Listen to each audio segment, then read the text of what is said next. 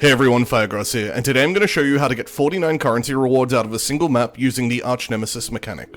Today's going to be a kinda quick video. I've set up my currency strat for the next few days, however, not enough people have actually gotten into mapping yet, so the currency strat isn't quite popping off just yet. So I figured instead I would take a short break and make a video explaining how to maximize the amount of currency you can make from a single map using the Archnemesis mechanic. I know it's only been out for less than a day, but I've already figured out enough to make a video about it and tell you guys how it works. So for those of you who aren't aware, the basis of the Archnemesis mechanic is that putting in certain combinations of modifiers produces these recipe outcomes, and these are empowered modifiers that you can then also combine in new combinations to produce even stronger outcomes.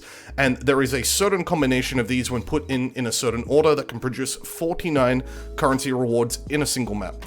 I'm not here to talk about the practicality of this strategy or anything like this. This is going to be a very hard strategy to pull off. You're not going to pull it off very often. Now, I've been collecting the components for this for a few hours and I haven't reached it yet. I will probably make a video and upload myself actually completing a map doing this strat once I get to it, but as of yet, I haven't even come close to finishing. Still, I thought it was worth making the video and sort of talking you guys through the process. So basically what this comes down to is you would put in an Innocence Touched mod in first. Now, the Innocence Touched mod provides 3 currency rewards, but it also makes all future rewards currency rewards. Now, on the second one, you're going to put in a Katava Touched modifier. The Katava Touched modifier doubles the rewards of that input and then all future inputs. So on that one, you're going to have 4 rewards. The generic reward from the Katava Touch is going to be converted to a currency, and then that's going to get doubled to 8 currency rewards. So you're going to have 3 currency rewards and then an additional 8. Now, the next one you're going to do is an Evocationist. Now, the Evocationist just gives you 4 generic rewards, so it's actually a generic chest, armor, weapon, and jewelry. Now, the reason we're doing Evocationist is because Evocationist is simply the most amount of rewards you can get in a single go, and these are all going to get converted into currency and then doubled. So we've started off with 4 rewards, we're now adding another 4 for 8, and that's getting then doubled to 16 on that lot, and our cumulative total at this point, as you can see here, is 27. Now, on the final one, you're going to add a Frost Strider, or I believe it's a Magma Strider. Now, these are both very simple recipes, and they're not the only recipes that grant 3.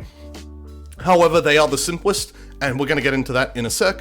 But basically, you're going to put one of these 2 down to add another 3. That's going to basically then give you 11 rewards that are all going to be converted to currency, doubled to 22, and that's going to give you a cumulative total for the map of 49 currency rewards. However, let's have a look at the breakdown. This is where things get dicey, and this is why you're not going to be farming this strategy necessarily. This is going to be something that you will keep your eye out for, and you'll collect the components for slowly over time. Maybe you won't even do it. You know, maybe this is just impractical, and using the components in smaller ways is going to generate better overall outcomes or better profit over time. However, I still thought I would put the video out, and, you know, I'll let you guys sort of figure it out whether you want to do this or whether you don't want to. So the breakdown for the Katava Touched modifier is that you need to put in a Tukahama Touched modifier, a Aberrath Touched modifier, a Corruptor, and a Corpse Detonator.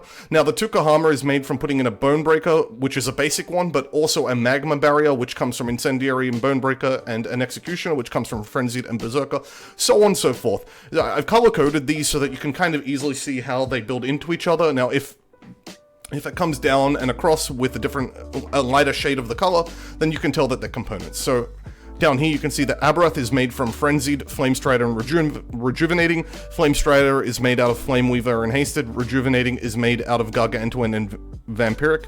You can see a component list over here. So I've listed the total amount of components. You're going to finish it off with a Frost Strider or a Flame Strider, which simply requires either a Frost Weaver or a Flame Weaver plus Hasted to finish off. And as you can see here, 2 to 3 for the components, because it depends on which one you want to end up using. So you're going to have to use 41 components overall, but you're going to get 49 currency rewards, which is pretty worth it. And you're also going to get a whole bunch of other rewards along the way, since as you're combining these, you're also, you know, cashing in different reward types that aren't currency. It's just 49 currency sounds like a lot, and it's kind of impressive and worth making a video about, but if I gave you the full list, it probably doesn't sound as impressive. But yeah, this is the breakdown.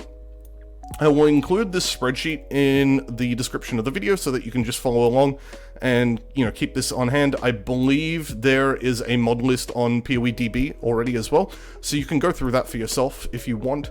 But yeah, that's the video. If you like this video, give me a like, comment, and subscribe. I will see you guys probably tomorrow with another currency video.